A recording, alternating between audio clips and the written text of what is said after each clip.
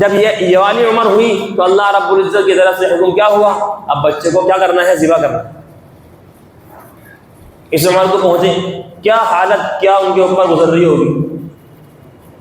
پہلی اولاد مشکل سے ملی، اولاد ملی تو اس کو وہاں پر چھوڑ دیا، اب اولاد واپس آئی ہے، واپس اولاد ملی ہے تو میرے محترم بزرگوں ہاتھ بٹانے کے قابل ہوئی ہے۔ چلو وہاں پر چھوڑے تو زندہ حال میں چھوڑا تھا، لیکن یہاں پر تو خواب کے اندر بتایا جا رہا ہے کہ اب تم کیا کر دو، اپنے بچے کو ذبح کرو، بچے کو قربان کرنا ہے۔ صلی علی سیدنا محمد یا رب صلی وسلم دائما ابدا علی حبیبی۔ میرے محترم بزرگوں اور عزیزوں، جیسا کہ سب جانتے ہیں بقرہ عید آنے والی ہے۔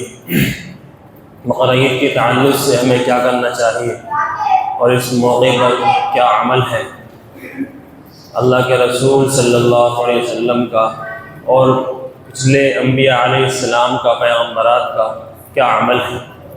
میرے محترم بزرگوں، قربانی اللہ رب العزت کو بہت زیادہ پسندیدہ عمل ہے، اللہ کے نزدیک بہت پسندیدہ عمل ہے کہ اللہ کے ہاں اللہ کے نام پر جانور کو ذبح کیا جائے۔ اللہ رب العزت فرماتے ہیں نہ تمہارا خون میرے پاس پہنچتا ہے، جو تم نے جانور ذبح کیا ہے، نہ اس کا خون اللہ کے یہاں پہنچتا ہے، نہ اس کا گوشت اللہ کے یہاں پہنچتا ہے۔ خون بھی سب بہہ جاتا ہے اور گوشت بھی ہم لوگ کھا لیتے ہیں، لیکن پھر بھی اللہ رب العزت قربانی چاہتے ہیں۔ سب سے افضل قربانی یہ ہے کہ انسان نے جانور خریدا بقرہ عید کے ٹائم پر، خریدنے کے بعد اس کو اللہ بقرہ عید آئی، اللہ کے لیے ان نے قربان کر دیا، یہ بھی قربانی ہے۔ ایک یہ ہے کہ انسان نے جانور کو پالا، پوسا بڑا کیا، اب اس سے انسان کو لگاؤ وہ زیادہ ہو جاتا ہے۔ بکرے کو پورے سال پالا، اپنے ہاتھ سے کھلایا پلایا، اس کی دیکھ بھال کی، اب اس کو قربان کرنا یہ اس کے لیے اور زیادہ ثواب کا باعث ہے، اور زیادہ اس کو ثواب ملتا ہے پورے سال پالنے کا۔ جتنی زیادہ پسندیدہ چیز اللہ کے یہاں پر قربان کی جاتی ہے، اتنے ہی زیادہ انسان اللہ کے یہاں مقرب بن جاتا ہے، اتنا ہی زیادہ انسان اللہ کے یہاں پر اس کا مقام بڑھ جاتا ہے۔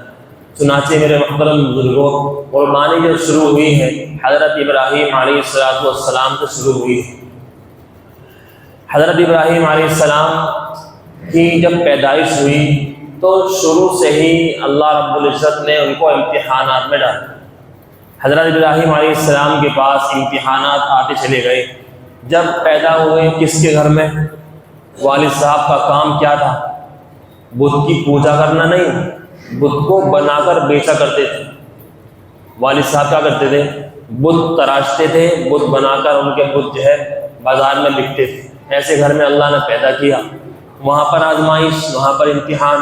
اس کے بعد اللہ رب العزت نے آنکھ کے اندر ڈالا، وہاں پر اللہ نے امتحان لیا۔ اس کے بعد اپنی بیوی بچوں کو بیابان جنگل کے اندر چھوڑ دیا، وہاں پر امتحانات۔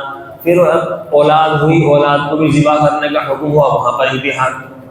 میرے محترم بزرگوں، حضرت ابراہیم علیہ السلام نے اپنے جب بڑے ہوئے، سمجھدار ہوئے، اللہ رب العزت کے حکم سے حضرت ابراہیم علیہ السلام نے اپنے والد صاحب سے کہا تھا کہ یہ کام چھوڑ دو، اللہ کی عبادت کرو، بت پرستی کو چھوڑنے کو کہا۔ حضرت ابراہیم علیہ السلام نے کہا تھا کہ یا تو سدھر جا، یہ تو ورنہ تمہیں میں شہر سے پتھر اکٹھے کروں گا اور پتھر اکٹھے کر کر تجھے سنسار کر دوں اور میرے گھر سے نکل جا۔ گھر سے نکالنے کو بول دیا۔ جب دعوت دی اللہ کے ہونے کی تو فوراً کیا کر دیا؟ بچپن میں ہی، شروع میں ہی گھر سے نکالنے کو بول دیا، گھر سے نکل گئے۔ بڑے ہوئے، نبوت ملی، اس کے بعد امتحان آیا کہ جاؤ وقت کے بادشاہ کو دعوت دو۔ جب وقت کے بادشاہ کو نمرود کو دعوت دی تو دعوت دینے پر اس کو بھی جوش آ گیا، اس کو بھی تحش کے اندر آ گیا اور اس نے کیا کیا؟ آگ کے اندر ڈلوا دیا۔ اس کے بعد تقریباً 83 سال کی عمر ہے، 2 بیویاں ہیں، لیکن کسی سے بھی اولاد دونوں سے نہیں ہوئی۔ آپ نے تیسری شادی کی، عمر تقریباً 92-95 سال کی عمر ہے، اللہ رب العزت نے اولاد دی۔ اب کیا حکم ہو رہا ہے؟ اپنے بیوی بچوں کو لے کر کیا کر دو، بیوی بچوں کو لے کر جاؤ، ان کو جا کر جنگل میں چھوڑ دو۔ 2 بیویاں پہلے تھیں، بڑی مشکل سے تقریباً 60 برس تک اللہ سے دعا مانگی، دعا مانگنے کے بعد اللہ نے اولاد دی۔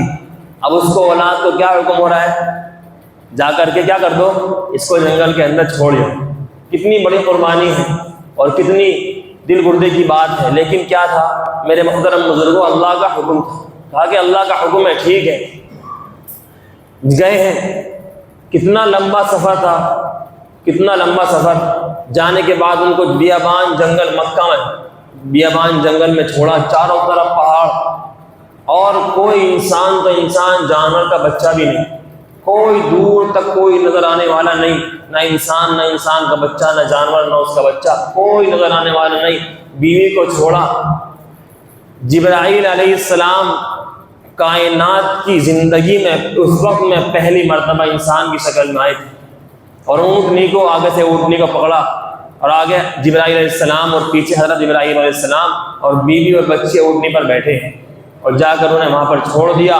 چھوڑنے کے بعد بیوی پوچھ رہی ہے کہ مجھے کہاں چھوڑ کر جا رہے ہو، اور کہا تھا حکم تھا بولنا نہیں ہے، کچھ بتانا نہیں ہے، بولنا نہیں، چپ چاپ انہیں وہاں پر چھوڑ کر آ جاؤ۔ بیوی تقریباً 3 میل تک بیوی پیچھے پیچھے چل کر آئی ہے حضرت ابراہیم علیہ السلام کی، کیا بات ہے مجھے یہاں پر کیوں چھوڑ کے جا رہے ہو، کیا بات ہے مجھے کیوں چھوڑ کر جا رہے ہو۔ بیوی بھی کیا، تقریباً 20-22 سال کی عمر۔ ایک بیوی تو وہ ہے جس کے ساتھ انسان نے زندگی گزاری، ایک بیوی ابھی 20-22 سال کی عمر ہے، اور وہ بھی وہ بیوی جس سے اللہ نے اولاد دی تھی، تو کتنی محبت ہوگی اس بیوی سے۔ اس بیوی کو چھوڑا، اور پہلی اولاد بڑی 60 سال کی دعاؤں کے بعد وہ اولاد ملی ہے۔ اس جب بوجھیں آپ جن کے 20-20 سال شادی کو ہو چکے، اب اللہ نے اولاد دی ہے، کتنی محبت اولاد سے ہوتی ہے۔ جن کے 4-4 5-5 بچے ہیں نا، اور ہمارے یہاں ان میں سے 2 بچے مدرسے میں پڑھنا آتے ہیں نا، تو وہ بھی 4-4 5-5 بچوں والے بھی یہ کہہ دیتے ہیں امام صاحب بچوں کو مارنا مت، بچوں کو مارنا مت، وہ بھی کہہ دیتے ہیں۔ کیوں؟ محبت میں، پڑھے نہ پڑھتا ہو ٹھیک ہے، نہ پڑھتا ہو بس کوئی بات نہیں، مارنا مت بچوں کو ہمارے، پڑھتا ہو ٹھیک، نہ پڑھتا ہو کوئی بات نہیں، لیکن پٹائی مت کرنا۔ اتنی بتانا چاہ رہا ہوں کہ اتنی محبت اولاد سے ہوتی ہے۔ انہیں کتنی محبت ہوگی، 92-95 سال کی عمر میں اللہ نے اولاد دی، اور اس کو چھوڑ کر بھی ایسی جگہ پر جا رہے ہیں، کھانے کا انتظام نہیں، پینے کا انتظام نہیں، کوئی انتظام ان کے پاس موجود نہیں۔ ایسی جگہ پر چھوڑنا اور بغیر بتائے چھوڑنا، وہاں پر چھوڑ کے جب چلے ہیں 3 میل تک بیوی پیچھے پیچھے آئی کہ کیوں ہمیں چھوڑ کر جا رہے ہیں۔ سوچے کیا دل پر گزر رہی ہوگی، ایسی جگہ پر چھوڑنے میں کیا دل پر گزر رہی ہوگی، اور ان کے دل پر کیا گزر رہی ہوگی۔ چلو حضرت ابراہیم علیہ السلام کی اگر واپس چھوڑ کر آ رہے ہیں، واپس آنے کے بعد 2 بیویاں تو ان کے پاس موجود ہیں، لیکن ان کے پاس تو کوئی بھی نہیں، ایک ہی شوہر تھا وہ بھی چھوڑ کر جا رہا ہے۔ جب 3 میل کے بعد چل کر کہا کہ کیا اللہ کا حکم ہے، جب گردن سے اشارہ کیا کہ ہاں اللہ کا حکم، بولے نہیں، گردن سے اشارہ کیا، تب جا کر صبر آیا کہ ہاں چلو اللہ کا حکم ہے تو اللہ ہمیں ضائع نہیں کرے۔ اللہ نے میرے محترم بزرگوں کو اتنا بڑا امتحان لیا، واپس آئے ہیں۔ آنے کے بعد جب بچہ تھوڑا بڑا ہوا، چلنے تقریباً 13 سال یا بلوغت کے قریب تھا، 13 سال کی عمر تھی، جب بچہ اتنا بڑا ہوا، جب بچہ اتنا بڑا ہو جاتا ہے تو اب وہ باپ کے کام کے اندر ہاتھ بڑھانے کے لائق ہو جاتا ہے۔ آپ نے بھی دیکھا اور ہم نے بھی دیکھا، جو اپنے کام کاروبار کرتے ہیں، دکانیں کھول رکھی ہیں، جب بچہ تھوڑا بڑا ہو جاتا ہے، سمجھدار سا ہو جاتا ہے 12-13 سال کا، تو اس سے باپ اپنے ساتھ کام پر لے آتا ہے کہ تاکہ میرا ہاتھ، چلو کچھ نہیں کرے گا، اوزار اٹھا کر دے دے گا مجھے۔ بابا جب یہ والی عمر ہوئی تو اللہ رب العزت کی طرف سے حکم کیا ہوا، اب بچے کو کیا کرنا ہے، ذبح کرنا۔ اس عمر کو پہنچے، کیا حالت، کیا ان کے اوپر گزر رہی ہوگی۔ پہلی اولاد مشکل سے ملی، اولاد ملی تو اس کو وہاں پر چھوڑ دیا، اب اولاد واپس آئی ہے، واپس اولاد ملی ہے تو میرے محترم بزرگ کو ہاتھ بٹانے کے قابل ہوئی ہے۔ چلو وہاں پر چھوڑے تو زندہ حال میں چھوڑا تھا، لیکن یہاں پر تو خواب کے اندر بتایا جا رہا ہے کہ اب تم کیا کر دو، اپنے بچے کو ذبح کرو، بچے کو قربان کرنا ہے۔ وہاں پر چھوڑنے کے بعد امید تھی کہ اللہ زندہ رکھے گا، لیکن گردن کاٹنے کے بعد زندہ بچتا ہے کوئی؟ یہاں تو ساری امیدیں ختم کہ اب تو بچے کی قربانی کرنی ہے اور اس کے بعد سہارا کوئی نہیں ہے۔ جب اولاد بڑی ہو جاتی ہے تو ماں باپ کو یہ ہوتا ہے کہ میرا سہارا بنے. اولاد سے بڑی امیدیں ماں باپ کو ہوتی ہیں کہ ابھی ہمارا بچہ بڑا ہو گیا، ابھی ہمارا سہارا بنے گا. لیکن جیسے بیاہ شادی ہوئی سارے گھر کا ستیہ ناش ہونا. یہ گھر والی بوبی جو آتی ہیں گھروں کے اندر، بھائی بھائی میں ایسا نا اتفاقی کروا دیتی ہے کہ سالوں سال ہو جاتے ہیں، ایک بھائی دوسرے بھائی کی شکل دیکھنا پسند نہیں کرتا، سارے گھر کا ستیہ ناش کرا دیتی ہے. بہرحال جب وہ وہاں پر چھوڑا، کیا حکم ہو رہا ہے کہ کیا کرنا ہے؟ اب جو ہے قربانی دینی ہے. بیٹے سے پوچھا کہ بیٹے مجھے ایسے ایسا خواب آ رہا ہے، کہ بیٹا مجھے ایسے ایسا خواب آ رہا ہے کہ میں تمہیں کیا کر دوں، میں تمہیں اللہ کے لیے قربان کر دوں. قربان جائے اس بیٹے پر، اپنے بیٹے کا ان سے مشورہ نہیں کر رہے تھے، اپنے بیٹے کا ایمان جانچ رہے تھے کہ ایمان اس کا کہاں تک پہنچا، کتنا پختہ اس کا ایمان ہے. کہ کہا بیٹے نے تو کیا ہوا، اللہ کا حکم ہے آپ جلدی کریں، آپ دیر نہ لگائیں اس کے اندر. بیٹے نے یہ نہیں کہا کہ والد صاحب سے ایک بیٹا چاہتا ہے کہ عزیزہ ابا جان خواب تو تمہیں آ رہا ہے، میری کیا غلطی ہے اس کے اندر، آپ مجھے قربان کریں گے، میری کیا غلطی ہے، میں نے کیا کیا ہے، خواب تمہیں آ رہا ہے تم جانو. لیکن بیٹے نے کہا نہیں فوراً آپ اس کے اندر کام میں دیر نہ کریں، آپ جلدی کریں. جب اسے اپنے بیٹے کو لے کر چلے ہیں، کتنے مہینے کا سفر تھا، کتنے ہفتوں کا سفر تھا یہ اللہ جانے، تقریباً 2 یا 3 مہینے سے بھی زیادہ اوپر کا وہ سفر تھا. باپ اپنے بیٹے کو لے کر جا رہا ہے، کائے کے لیے؟ اس کا گلا کاٹنے کے لیے. ہر قدم پر کیا ان کے دل کے اندر افسوس ہو رہا ہوگا، ہر قدم پر کیا ان کے دل کے اندر بات آ رہی ہوگی کہ اس بیٹے کو 60 سال کی دعاؤں کے بعد جو مجھے اولاد ملی ہے، آج میں اس کو قربان کرنے کے لیے جا رہا ہوں.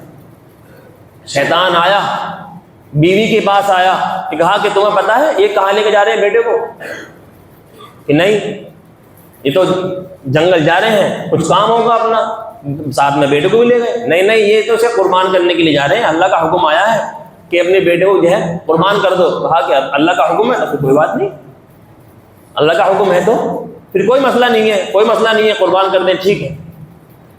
باپ والد صاحب کے پاس آیا، حضرت ابراہیم کے پاس آیا کہ خواب ہی تو ہے، اگر اللہ رب العزت چاہتے تو ڈائریکٹ بتا دیتے، جیسے اللہ نے اور احکام نازل کیا، اللہ فوراً کہہ دیتے حضرت جبرائیل علیہ السلام کے ذریعے سے کہ بھئی ان سے کہہ دو کہ اپنے بیٹی قربانی کرنی ہے. لیکن اللہ نے یہ نہیں کیا، اللہ نے خواب دکھایا کہ دیکھو کتنے پکے ہیں. نبی کا خواب سچا ہوتا ہے، دیکھو کتنے پکے ہیں.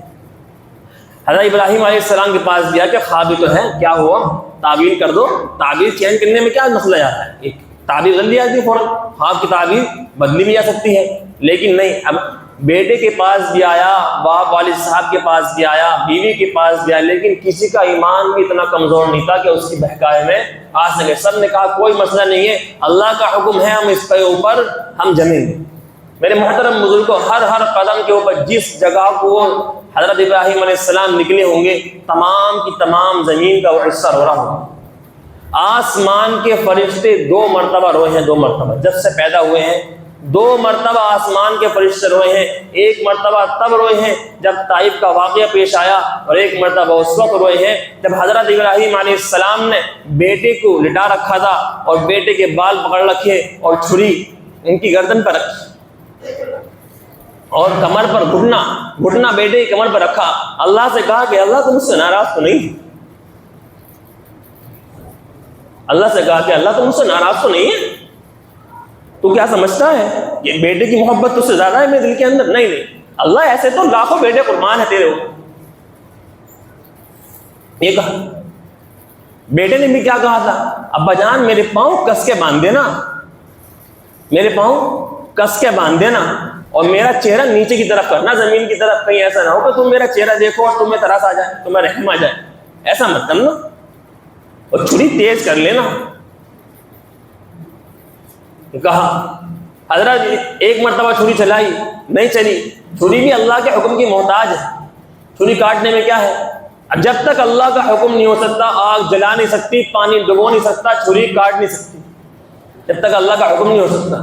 چھری چلائی ہے، نبی کے اندر کتنی طاقت، پوری طاقت کے ساتھ چھری چلائی، چھری نہیں چلی. پھر دوسری مرتبہ تیز کی، چھری چلائی، نہیں چلی. تیسری مرتبہ تیز کی، چھری چلائی، لیکن پھر بھی چھری کاٹنے کو تیار نہیں ہے کیونکہ اللہ کا حکم نہیں ہے. چوتھی مرتبہ تیش کے اندر آئے اور چھری تیز کی. حضرت اللہ رب العزت نے حضرت جبرائیل علیہ السلام کو کہا کہ جاؤ دمبا لے کر جاؤ.